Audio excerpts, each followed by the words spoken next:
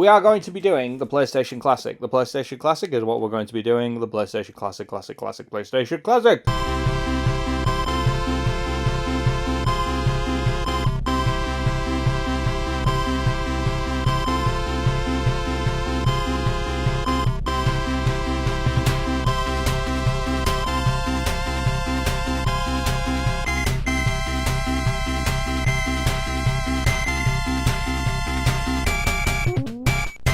Well, seeing as you're here, not so long back, I modded a Nintendo Classic, a little Super NES Mini, and then the next video after that, I modded a PlayStation 1. So it seemed only appropriate that the next thing that I should mod would be a PlayStation Classic. Why not? Why not? Why not? Let's get the PlayStation Classic modded. Why? In my SNES video, I may very well have made a slight error in explanation. I said that the PlayStation Classic was the most powerful of all of the mini classic consoles, so on and so forth. I was corrected. There was a correction that was told to me by Tim from Team Pandori. Go check out his channel. He's doing a lot better than I am, so... you know, 3 of you that might go over, go check him out, because he's a specialist in modding the Amiga Classic. Yeah, the Amiga Classic is actually more powerful, but it's got half the RAM, so swings and roundabouts, I guess. But anyway, we are going to be doing the PlayStation Classic. The PlayStation Classic is what we're going to be doing. The PlayStation Classic, PlayStation Classic. Now, this did come under a certain amount of negativity when it came out, and we will go over all of those reasons for why. Because it's a pile of fucking shit. So when the SNES Mini came out, people were very, very impressed, mainly with the games that it came with. It came with all of the big heavy hitters. So we're talking Mario World, we're talking Mario Kart, we're talking Star Fox 1 and 2, Super Metroid, Final Fantasy, Mario RPG, Zelda, Contra, fucking all of the big Metroid, did I say that? Street Fighter 2 Turbo, just all the major big ones were on there, and everyone rejoiced. Ali fucking Louie and Nintendo. I came all in my pants. When the PlayStation was announced, again with 20 games, something about 20 games, I don't know why. Why only 20? There's plenty of room, you could have put more, they're only ROMs, but for some reason corporate decided, both at Nintendo and Sony, that 20 would be just the absolute minimum that they could get away with, that people would pay for. The PlayStation Classic, when it came out, people saw, oh, 20 games, that's about fair, and then the games list came out. Fucking shite! Shite! The fuck is this? Battle Arena Toshinden, shite. Intelligence Cube, shite. Jumping Flash, who gives a fuck. Mr. Driller, shite. There was some good games on there, don't get me wrong. We had Metal Gear Solid, Destruction Derby's pretty fucking cool. Final Fantasy VII, that's a banger. The original Grand Theft Auto, Rayman's pretty cool. Tekken 3, Siphon Filter, you know, there was some good games on there, don't get me wrong, I'm not saying it was all garbage, but what I'm saying is, there was no Tomb Raider, there was no Crash, there was no Gran Turismo, there was no Street Fighter Alpha, there was so many major games on this console that made this console what it was, not this one, but the actual really real one, made it what it was and the huge success it was, and they were absent. We all know why that was. Fucking licensing. They couldn't be bothered to pay for the license to get all of the top games, so we ended up with a little bit shovelware thrown in there just for good measure. But I mean, they got the license for Puzzle Fighter 2, Super Puzzle Fighter 2. So they must have. I'm assuming that was through Capcom. They must have got the license for that, but they didn't get the fucking license for Street Fighter Alpha 3. What the fuck? Or any of the X-Men games. How cool would that have been? Street Fighter, yeah. Anyway, games. That was the first major problem. Fucking games were no good. So, next. Also, it just kind of feels a bit cheap. Do you know? I don't know how to tell. Oh, not cheap, but not premium. Like, this feels like super premium, really chunky, good plastics and all that kind of stuff. This doesn't feel like a Temu fucking knockoff, but it's not up to the same quality as this. It's just not. And then you had the actual interface as well. So on the home screen for the SNES Mini, you get this like real chipper music, which is like proper in keeping with the sort of the themes and the kind of the Nintendo happy chirpy kind of shit going on. And then within the settings, you can change all the sort of display things. You can add CRT filters, or if you want 4:3 or pixel perfect. And it's got like loads of little border settings as well that you can change, and there's like sort of 10 or 11 of those that you can pick from and kind of alter. But like in the PlayStation, you literally just get the carousel with this kind of faded blue background, which looks cheap as shit, and the most awful clicking noise when you're changing between different games. And then in the settings, there's like literally just like the health and safety messages, and there's like legal bits in there as well. And you can like put a screensaver in or put it in power save mode. I mean, it even has restore default settings. Like, what default settings? There are 3. It is what it is, and it is what it was when it came out. Well, thankfully, Sony made a worse job of copy protecting it and prevented it from being modded than Sony did. So you can literally mod it with just this. Just a wee little thumb drive. That's all you need on a computer. And that's it. You don't even have to hook the thing up with wires and like put it into fucking recovery mode or anything. Literally, just put some stuff on a USB and it just goes, yeah, fuck you, and just takes over. So, that is what we're going to do. We have 512 gig SSD. No, it's not an SSD. It's just a thumb drive. A 512 gig thumb drive. That's going to be plenty of rooms for getting some games on. Not going to get the whole PlayStation library on there, but I'm going to get a fucking good chunk of it. We have this groovy fucking little dongle. This groovy little dongle here, which is also an OTG hub. I'll put a link in the description for this because it's quite fucking difficult to find. I couldn't find it on Amazon, and I had to follow a link from another YouTuber who was doing this and made a better video. Okay, so step 1 is we're going to format our wee little USB thumb drive. So we take the thumb drive and we plug it in down here. So once we plug the thumb drive in, we're going to use a piece of software called Rufus to format it. So it's fairly straightforward. You can just download this from just Google Rufus and find it, and then download the appropriate one for your system. So we need to select the right drive. Then we need to change the bootable status to non-bootable. Then after that, in the label here where it says Samsung USB, we need to change that to Sony. And we have to change it to Sony. It has to be full capital, otherwise this will not work. So we'll set that to there, and then we are going to change it to large fat 32. A fat fucking 10. A fat fucking 10. And then when that's done, we just click start, and it will destroy all the data on there, and that's fine, we don't care. So it will do that, and then it will take a little moment to do, but not very long, as you can see. Then when that's done, we have sorted that out, and then we can delete all of the stuff that's in there. We don't need that. Goodbye! The next step, once we've formatted our USB drive, is to go to DuckDuckGo, which is the best place in the world, and we need to type in here, Project Eris, E-R-I-S, boom, the very first one that comes up is mymodclassic.com, and this will bring you to the website where you can get all of the stuff that you need to do the mod. Now, unfortunately, by the looks of it, according to this, they've been having a few problems with their internet service providings, or should I say their server providers, so they've lost a load of shit. But anyway, it's still operational, it's still running. So we're just going to grab the full package download here. We're not going to get everything, we're not going to get the desktop app, I don't think, because looking at it, I think we can do everything I want to do without using it. Although maybe you might want to look into that. I might look into it later in the video. We'll see how things go. And we get a little thing here to say, do you want to send it to downloads? And I say, yes, we do. We do indeed want to send it to downloads. And that's going to take a little while for it to download. Okay, so as you can see, it's just up there doing its thing. We will be back in a moment when it's downloaded. Okay, so that's now downloaded. So when we close this down, you'll see that we now have in our downloads folder, we have Project Eris there. So what we're going to do is we're just going to extract that by going extract all. It'll say, where do you want to do it? And I say, I want to do it here. And you say, okay then. And then it will extract it there. It will take a little moment to do it, but it won't take too long depending on your CPU.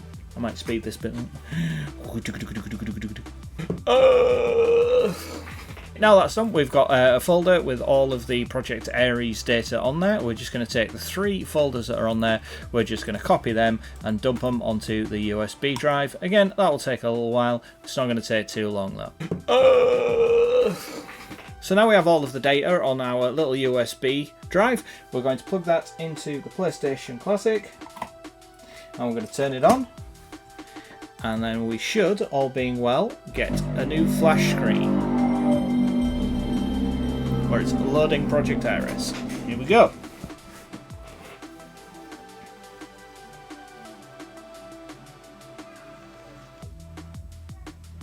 No, we're not. Why has that not worked? Later, in the void. Ah, it's working. Okay. Interesting. Interesting.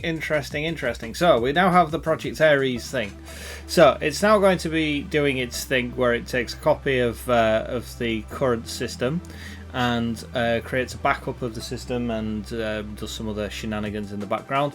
This will take a wee while to do, as with everything. Okay. Very interesting. So, it looks as though we're going to have to use this crappy little tiny 16 gig SanDisk rather than the 512 gig one, but you know, what's 496 gigs between friends.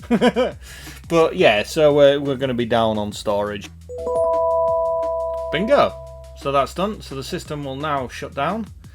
And there we go. We take out the USB, which is now this little dinky little ScanDisk one. So all we're going to do is we're going to take this little dinky drive and plug it back into the computer. And we've got all of this groovy stuff in here. And what we're going to do is within my documents folder, we're going to create a new folder.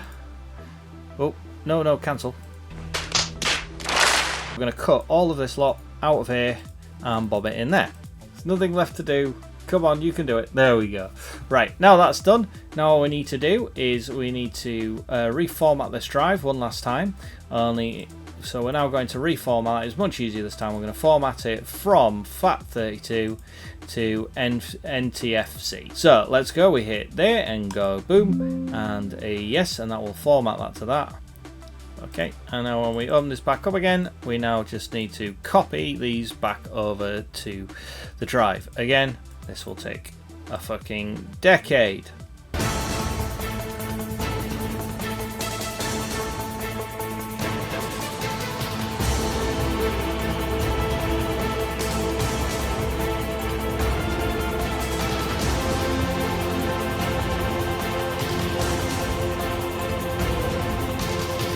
Now that that's finally done, we just need to eject out the USB thumb drive. Make sure you always eject them out, just to be on the safe side in this instance.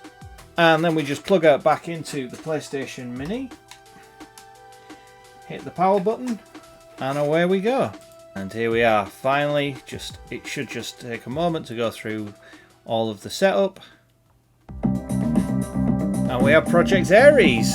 So with Project Eris, when we launch this, we have a load more options that we can tweak now. As you can see within here, we can get to RetroArch and we can get to all the other stuff. So that's the initial start and setup. Now that the mod is taken, we just want to add some more games to it. And then what I'll do is I'll give you a tour of the system and what we can do. First, I'll show you how to get some more games on there. So you unplug the USB drive once you shut it down. Put that in your computer, and then you will find that on the new thumb drive install, you'll find on there that there is a little folder called Transfer. So all you need to do is go to Transfer, and then you open that up, and then we're just going to copy all of the data from any of the games you have. But if you look at my ROMs folder, where are we, PlayStation 1, you'll see that all of the games are all in individual folders for the entire game, and then you've got the data within the folders. So what you need to do is you just need to take all of that data out of every single folder, whack it into the transfer. Basically, you don't need them all folderized. It will sort that out all on its own. We've got about 12.9 gigs to transfer over at 1 megabyte a second at best. So this is probably going to take hours. So I'm going to have a poddle off and go do some other things while this is taking its time.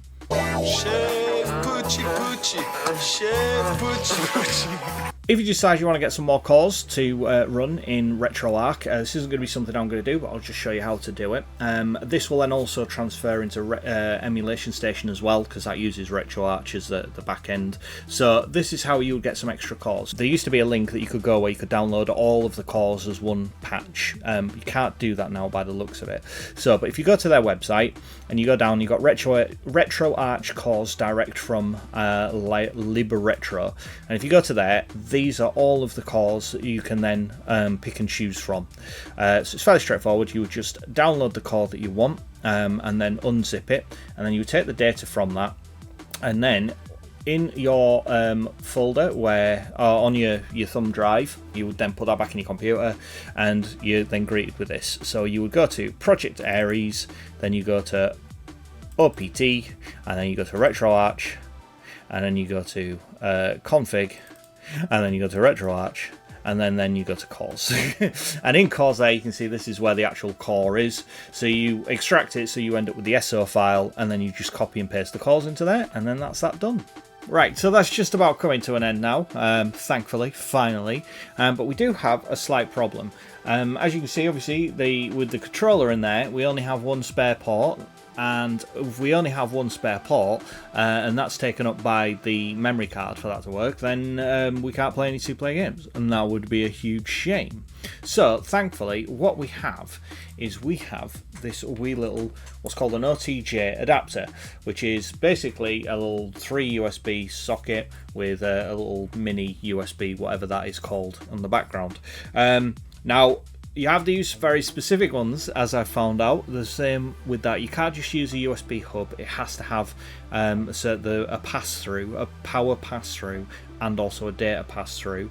You can't just plug a USB hub into the front, because the USB sockets on the front are power limited, so they can't power the USB drive that's in there. So you have to use one of these. Now these are quite tricky to track down, but there will be a link in the description below if you want to follow that. If you want to do these are quite difficult to track down, so there will be a link in the description below. So then all we do is quite simply we unplug the back here. There we go. It took a little while. Plug that into there, and then plug that into there, and then boom, you'll see that the power light comes on, and then we've got extra free USB sources, so we can then plug the USB thumb drive in. There we go. So we can just plug that into there, and now we have 2 controller ports that we can use for 2 players. Okay, so now that we've got all the new games on there, there's nothing left to do but to turn it on and to give it a try and see the results of our viewer. So we get the bog standard intro as per norms, and then we get Project Eris coming up as we did before. But here's what we're going to do. We're going to go into the Project Eris settings, change the launch the launch games in RA from the stock UI. So that means we can use the original UI carousel that's on there, but it will use the RetroArch emulator. And we're going to go yes, and that's going to save that, and the system's going to boot down. Boot down? It's going to turn off. So now we're just going to turn it back on again. And here we go, and we can see all of the additional games that we've added. So we've got a shed load more games on there. So that has solved the first problem. In fact, actually, we've solved 2 problems now. First of all, we have solved the fact that the games library wasn't as good as it could be, and you can put any of your favourites on there that you want. Now that we're running the RetroArch emulator, we can do some other interesting things as well in game. So we're going to launch Destruction Derby. This is what the game looks like as per standard. You know, it looks all very good. This is probably how we remember the game looking. But if we pause it and we just press select and start at the same time, we get up the RetroArch quick menu options. There we go, where it says enhanced resolution slow. We're going to select that, and we're going to turn that on. Boop. And now what this does is it renders it, I believe, at 2 times resolution, maybe. But either way, it increases the resolution of the game, and you will see the difference immediately. So if we just go back up to the top and go resume, boom. Now look at that. Immediately that game looks a whole lot better, and this will work with most of the 3D titles. I'll get some more footage and we will show the side-by-side comparison of what it looks like when there is no retro upscaling and when there is better scaling. So yeah, so that is one of the key main advantages for that, and it will work with most of the games, all being well. And yeah, and it gives you, like I say, it gives you that extra bonus. But I'm going to run everything from this carousel because again we're just using PlayStation games. But now that we've got the mod on there, and we've got it hacked, as it were, if you had more memory capacity than the 16 gigs that I have, you could do lots of really other cool things as well. Within here you can do all of the regular tweaks that you can do within RetroArch. Because I've not put any additional cores on there, it's not going to work. But ordinarily, if you go into there, then you'll get a lovely front end. I'll find some footage of Emulation Station running and a link to the channel where I followed the tutorial and him showing everything you can do. As I say, super happy now that I now have all of the games that I could possibly want, and should I want to change any, I can literally just go into that transfer folder, yank them out and replace them with something else. But I think I've got all of the major games on there that I would want to play, for the time being at least anyway. So there we go. It's I'm more than happy with how this has gone, and now also I can run it at 2x resolution scaling, so it looks even better. That'll just about do it for the video. I hope you enjoyed it. Yeah, it sort of turned out okay. As with everything on this channel, everything's done in a very kind of a booyah, kind of fly-by-night kind of way. I know it's a lot of other YouTubers who do like tutorials and things like that. They just kind of do them and edit out all of the fluff, I would imagine, of things not working. I, on the other hand, like to keep that in, so you get to see the shenanigans that actually happen in the background. So keeping it real, bro. Keeping it real. This is authentic. This is authentic. This is what happens. This is your truth. This is my truth. This is my truth. Not the truth of somebody that's good. My truth. So this is what we do, and this is what I do with this channel. I am here to show you the reality of what happens when a mug who doesn't know what he's doing starts tinkering and things go wrong, and they often do go wrong.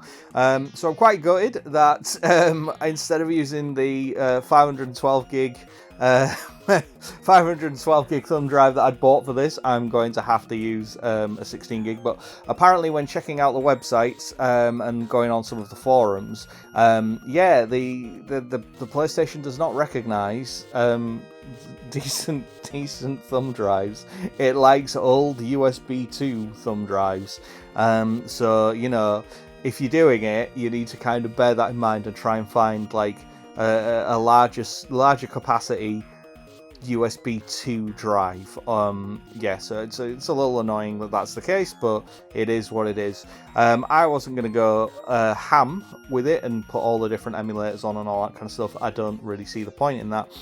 I just wanted to get some more PlayStation games on there and get them running a little bit better, which I have achieved. So yeah, I hope you enjoyed the video and you got a kick out of it. I will be back in a month's time with some more shenanigans. Looking forward to that. I stream every week, so feel free to pop into that. Please hit a like and a subscribe, and I also have members and stuff, so that's a thing if you're that way inclined. So take it easy. I'll see you all very soon. Bye bye.